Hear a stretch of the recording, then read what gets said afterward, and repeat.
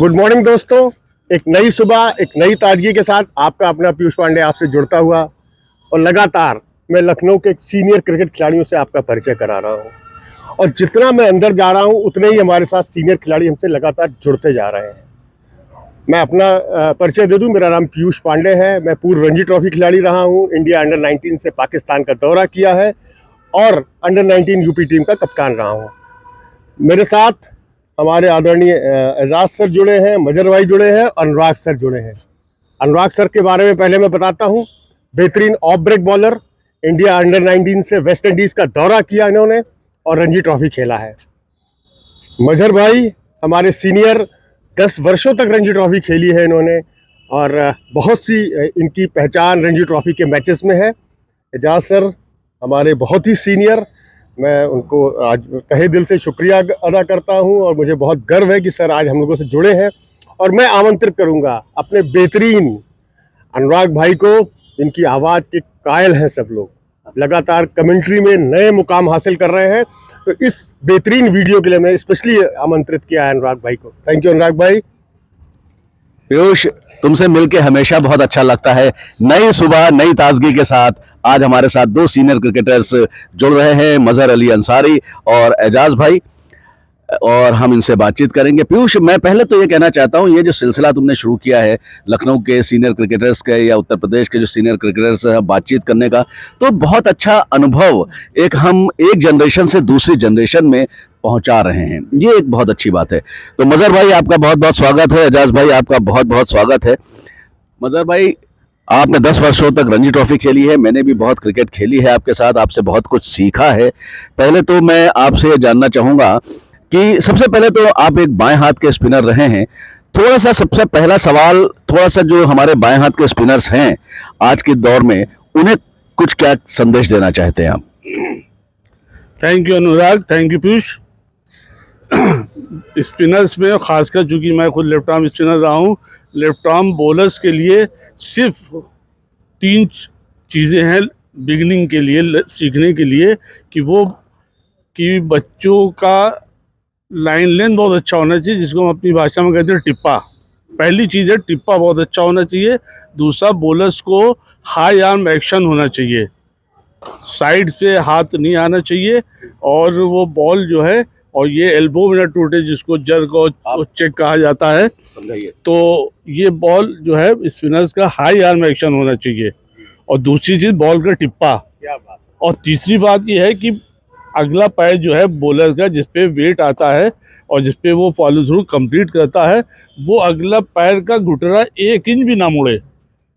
जब आपका बॉडी का वेट पूरा उस पर आएगा, तब आपकी बॉडी का जो फ्लो आएगा, उससे बॉडी आपकी बॉल में निप आएगी, जिसको हम लोग बाइट कहते हैं। निप, जो ऑफ द विकेट बॉल तेज निकलती है। ये बेसिक 3 चीज़ें हैं। और उसके थैंक यू अनुराग। मजहर भाई, आपकी बात को मैं आगे बढ़ाता हूं, और मजहर भाई का कहने का तात्पर्य यह है कि जो आपका टप्पा है वो बहुत मजबूत होना चाहिए। और आजकल के जो नए दौर के जो बॉलर्स हैं, मैं ये संदेश देना चाहता हूं सभी गेंदबाजों को, बाएं हाथ के स्पिनर्स नहीं, चाहे स्पिनर हो चाहे फास्ट बॉलर हो, स्पॉट बॉलिंग यानी कि सिंगल विकेट। मजहर भाई मेरी बात से सहमत होंगे, क्योंकि मजहर भाई ने भी सिंगल विकेट इन्हीं नेट्स पे, इसी सीमेंट विकेट पर मजहर भाई एक बॉल रख लेते थे और घंटों गर्मियों में दोपहर में 10 बजे 11 बजे सिंगल विकेट बॉलिंग करते थे। तो सिंगल विकेट जो बॉलिंग है, स्पॉट बॉलिंग आप कह सकते हैं, जहां पे आप एक स्पॉट बनाते हैं, वो बहुत जरूरी है सभी गेंदबाजों के लिए। और मजहर भाई ने जैसा कहा कि ओवर आर्म होना चाहिए, जितना होना चाहिए। मजहर भाई, बहुत अच्छी जानकारी दी आपने क्रिकेटर्स को। और मजहर भाई, थोड़ा सा अपने सफर के बारे में आप बताइए, किस तरीके से आपने क्रिकेट शुरू किया, फिर आप रणजी ट्रॉफी तक पहुंचे। थैंक यू अनुराग। जहाँ तक हमारा अपना क्रिकेट का है, तो मैं यूँ कहूँगा कि मैं जो बहुत लकी रहा हूँ कि जहाँ जहाँ मैंने फर्स्ट अटेम्प्ट किया है, मुझे सक्सेस मिली। I got success. कि मैंने पहली बार यूपी के कूच बिहार का ट्रायल दिया, 76 में मैं वहाँ सिलेक्ट हो गया। उससे पहले कानपुर हॉस्टल के लिए मैंने ट्रायल किया, मैं वहाँ सिलेक्ट हो गया। ग्रीन पार्क स्पोर्ट हॉस्टल 76 में इस्टेब्लिश हुआ था। I was the founder member of green park sport hostel. उसके बाद मैं 19 खेल ही रहा था। वही ग्रीन पार्क हॉस्टल की आप बात कर रहे हैं, जहां से उत्तर प्रदेश के बहुत से क्रिकेटर्स निकले हैं। गोपाल शर्मा, शशिकांत खांडेकर, सुनील चतुर्वेदी, मोहम्मद कैफ जो ने भारतीय टीम का प्रतिनिधित्व किया।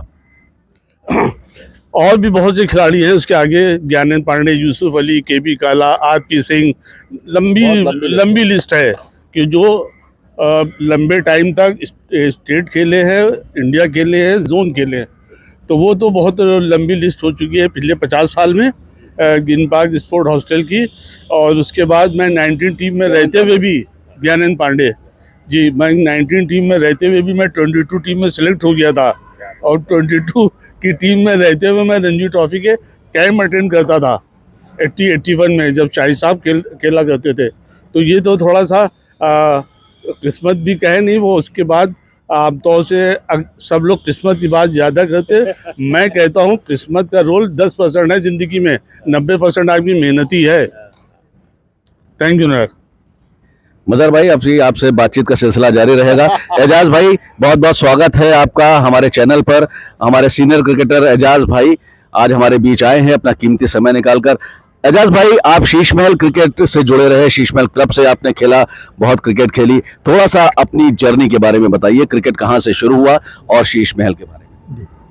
शीश महल टूर्नामेंट 1951 में शुरू किया था, अस्कती साहब इसके बानी रहे और ये काफ़ी 59 ईयर्स तक चला। 2010 में ये बंद हुआ है और पहले ये 3 दिन का मैच होता था और गोमती ग्राउंड पर भी इसके मैचेस 3 दिन का होता था और गोमती ग्राउंड पर भी ये खेला जाता था। 75 में लकीली मुझे बेस्ट बैटिंग का अवार्ड भी मिला था। जी जी।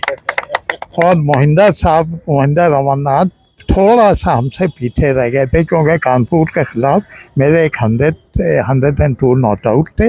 नॉट आउट की वजह से मेरा एवरेज उनसे ज़्यादा हो गया था। भाई, यहाँ पे तो माइक लेके मैं आपको कॉन्ग्रेचुलेट करना चाहूंगा कि मोहिंदर अमरनाथ जैसे बल्लेबाज आप तक नहीं पहुंच पाए थे और आपका औसत बहुत अच्छा था। एजाज भाई, गोमती ग्राउंड आप उसी की बात कर रहे हैं जहाँ पे पहला टेस्ट मैच खेला गया इंडिया पाकिस्तान का? 52 में गोमती ग्राउंड पर पहला टेस्ट मैच हुआ था इंडिया पाकिस्तान का। उसी ग्राउंड की मैं बात कर रहा हूँ। वो आज है भी नहीं। जब फ्लड आया है 60 में तो वो गायब हो गई ग्राउंड ही, सब कट गई है, अब कुछ भी नहीं है वहाँ। कैसा हुआ करता था, कुछ उसके बारे में बताइए। जी। उस समय की यादें। वो बहुत अच्छी ग्राउंड थी, पूरी ग्रीन थी, बड़ा अच्छा मज़ा आता था और वातावरण भी वहाँ का बहुत अच्छा था, बहुत ही अच्छा था। बहुत अफसोस होता है जब उसे देखते हैं कि एक टुकड़ा वहाँ रह गया है, कुछ भी नहीं है। केरी सिंह बाबू में भी बहुत दिन खेले हम, बाबू साहब के साथ भी खेले हैं। जी हाँ। और एक बार विदर्भ की टीम आई थी, ये 64 की बात है, जिसमें बाबू साहब ने 102 नॉट आउट किए थे, मैंने 6 विकेट लिए थे 6 रन पर। विदर्भ को हम लोगों ने 19 पर ऑल आउट किया था, जो शीश महल का आज भी लोएस्ट टोटल माना जाता है। शुक्रिया। एजाज भाई, उसी शीश महल क्रिकेट की बात कर रहे हैं, उसी शीश महल टूर्नामेंट की बात कर रहे हैं जो कई वर्षों तक हिंदुस्तान का एक बहुत बड़ा टूर्नामेंट हुआ करता था पीयूष, और हम लोगों ने भी उसमें खेला है। और न सिर्फ लखनऊ उत्तर प्रदेश बल्कि हिंदुस्तान। और बहुत अहम बात मैं आप लोगों को बता देना चाहता हूं, आज के बच्चों को बता देना चाहता हूं कि जो शीश महल टूर्नामेंट की जो रेपुटेशन थी वो इतनी हाई थी कि शीश महल टूर्नामेंट के परफॉर्मेंस से आदमी इंडिया टीम में सेलेक्ट हो जाता था। ऐसे बहुत सारे उदाहरण है, एजाज भाई बताएंगे, लेकिन नवजोत सिंह सिद्धू का उदाहरण मेरे साथ है, मैंने खुद देखा है। उसके अलावा बहुत मोहिंदर अमरनाथ या एजाज भाई को शायद याद होगा कि शीश महल क्रिकेट के परफॉर्मेंस से कौन कौन से प्लेयर्स इंडिया खेले हैं। जी, पहला नाम मैं MS धोनी साहब का लूँगा। वो 18 साल के थे, सेंट्रल कोल डिपार्टमेंट की टीम एक आई थी, उससे खेले थे। 18 साल के वो थे, उन्होंने 50 किए थे और वो इनिंग सबने बहुत पसंद की। उसी के बाद वो टेस्ट खेले हैं। और मैक पटौदी साहब भी यहाँ खेल जा चुके हैं, सलीम दुरानी साहब, ML जयसीमा, फारूक इंजीनियर, ये तो लखनऊ का एक मेन हिस्सा था। गोपाल साहब की टीम से ये आते थे और वहीं से खेलते थे। देखिए, शीश महल टूर्नामेंट की ही हम क्या बात करें, ऐसे बहुत से टूर्नामेंट्स थे। हैदराबाद का मोइनुद्दौला गोल्ड कप, इलाहाबाद में हमारे लाल बहादुर शास्त्री, आर.डी. जोशी, लखनऊ में शीश महल के अलावा ऑल इंडिया फ्रैंक वॉरल टूर्नामेंट। लेकिन एजाज भाई और मजहर भाई हमारे साथ मौजूद हैं। आज के दौर में क्रिकेट काफी बदल गई है। अब आज आईपीएल के आ जाने के बाद, आईपीएल के आ जाने के बाद 2020 क्रिकेट काफी हो रही है। तो ये जो बदलाव आप लोगों ने देखा, मजहर भाई आपसे सवाल है, ये जो बदलाव आपने देखा, 80s का क्रिकेट देखा आपने, 90s का क्रिकेट देखा, पिछले 40 साल से क्रिकेट खेल रहे हैं, क्रिकेट से जुड़े हुए हैं, आप सेलेक्टर भी हैं, तो ये जो बदलाव कैसे देखते हैं आप? Thank you Anurag. क्रिकेट के फॉर्मेट्स चेंज हुए हैं, क्रिकेट वैसे ही है। पहले क्रिकेट होती थी 5 दिन की, चाहे टेस्ट मैच हो, रणजी ट्रॉफी, और लोकल टूर्नामेंट भी होते हैं। लोकल मीन्स की ऑल इंडिया स्टेट टूर्नामेंट भी, वो भी 2 डेज 3 डेज मैचेस होते थे। उसके बाद ये 83 और 75 का वर्ल्ड कप जब चालू हुआ तो लिमिटेड ओवर्स क्रिकेट आया लाइमलाइट में। उसके बाद वो ओवर्स क्रिकेट के बाद अब आ गया है ये पिछले 18-20 साल से 2020 का कॉन्सेप्ट। ये जो है 2020 का कॉन्सेप्ट जो है, ये ना पेरेंट्स अभी तक समझ पा रहे हैं, ना खिलाड़ी समझ पा रहे हैं कि इन लोगों को ये पता ही नहीं है कि बिना बोर्ड ट्रॉफी खेले आईपीएल को कोई रास्ता जाता नहीं है। आपको बोर्ड ट्रॉफी खेलनी पड़ेगी 3-4 डेज की, तब कहीं अगर कोई एक आध कोई बच्चा अंडर 90 या कहीं से सिलेक्ट होकर आता है तो आप उसको उस एक्सेप्शन को एग्जाम्पल नहीं बना सकते। हाँ, exceptions are always there. Sachin Tendulkar 16 साल की उम्र में खेला है, आज 35 साल में उसके बाद कोई लड़का 16 साल की उम्र में कंट्री नहीं खेल पाया। तो एक्सेप्शंस आर ऑलवेज देयर। आप एक्सेप्शन को एग्जाम्पल नहीं बना सकते। आपको चलना है वो उसी बेसिक ट्रैक के ऊपर कि बिना बोर्ड ट्रॉफी खेले आईपीएल को कोई रास्ता नहीं जाता है। मजहर भाई बहुत अच्छी बात कही, और हमारे जो युवा क्रिकेटर्स हमारा चैनल देख रहे हैं उन्हें हम एक बार फिर मजहर भाई की बात को आगे बढ़ाते हैं कि बोर्ड ट्रॉफी खेलना आपके लिए बहुत ज़रूरी है, रणजी ट्रॉफी खेलना ज़रूरी है, क्योंकि आईपीएल का रास्ता भी वहीं से आ रहा है। और बोर्ड ट्रॉफी खेलने के लिए क्या आपको डेज क्रिकेट खेलनी होती है, तो आपको अपने बेसिक्स बहुत आपको मजबूत करने होंगे। मजहर भाई, एक सवाल मेरे जहन में यह आ रहा है कि 2020 क्रिकेट बहुत पॉपुलर हो गया है, बहुत दिलचस्प हो गया है, निश्चित तौर पर अच्छा क्रिकेट है, पूरी दुनिया को हमने दिखाया है, डंका बजा है कि आईपीएल जिस तरीके से हमारे देश में हो रहा है पूरी दुनिया खींच कर आ रही है। एक ये मुद्दा अलग है। मेरा बात करने का मैं आपसे एक जानना चाहता हूं कि फिंगर स्पिनर्स, जो फिंगर रिस्ट स्पिनर्स तो 2020 में सक्सेसफुल हो रहे हैं, लेकिन अगर हम फिंगर स्पिनर्स की बात करते हैं तो ऑफ स्पिनर का रोल काफी कम होता नजर आ रहा है। और जब से ये रिवर्स स्वीप आ गया है तब से बाएं हाथ के जो स्पिनर्स हैं उनके ऊपर भी काफी परेशानियां बढ़ गई हैं। मजहर भाई, तो बाएं हाथ के स्पिनर्स के लिए आप क्या कहना चाहेंगे? ऐसी कौन सी टेक्निक वो लगाएं या ऐसी कौन सी गेंदबाजी करें कि 2020 में भी सक्सेस मिले उन्हें? जहाँ तक लेफ्ट ऑफ स्पिनर्स का सवाल आईपीएल में परफॉर्म करने का है, तो उन बॉलर्स का तो एक तो टिप्पा बहुत अच्छा होना चाहिए। टिप्पा जब तक अच्छा नहीं होगा तो वो उसमें वेरिएशन नहीं कर पाएंगे। इनिंग क्रिकेट के लिए स्पिनर्स को चाहिए है हाई आर्म एक्शन से यहाँ से फ्लाइट, ओवर्स क्रिकेट है यहाँ से फ्लैटर, और वो जब आप पास टिप्पा होगा तभी आप वेरिएशन कर पाएंगे। ऐसा नहीं है कि चूँकि वो ना कोचेज ना खिलाड़ी उस लाइन पे ध्यान ही नहीं देते हैं कि मुझे how to bowl according to situation, according to pitch, ये आता ही नहीं है, ना खिलाड़ियों को ना कोचेज उनको बताते हैं। मजहर भाई, बहुत अच्छी बात मजहर भाई ने बताई है। इससे पहले भी उन्होंने बताया कि टप्पा मजबूत होना बहुत ज़रूरी है, टप्पे के साथ साथ आपके पास वेरिएशन होना चाहिए।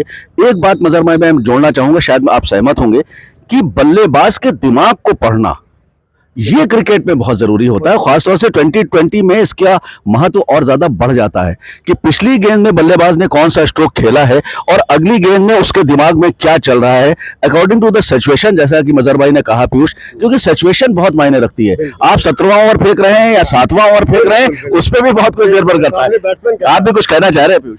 नहीं, मैं यही कहना चाह रहा हूँ कि अनुराग भाई ने बड़ा अच्छा क्वेश्चन किया और बहुत ही अच्छी तरीके से हम लोगों ने ये अपना पूरा बनाया है ये, क्योंकि वीडियो लंबा हो रहा है और मुझे टेंशन हो रही है, इसको सेकंड पार्ट लाना है। तो मैं इस वीडियो को यहीं एंड करता हूँ। एजाज सर के लिए मैं फिर थैंकफुल रहूँगा कि आप जुड़े हम लोगों से और हम लोगों से अपनी उस समय की लखनऊ के क्रिकेट के बारे में बताया, उन ग्राउंड्स के बारे में बताया, कैसा ग्राउंड होता था। टेक केयर, हम इसको यही एंड करते हैं। Bye bye.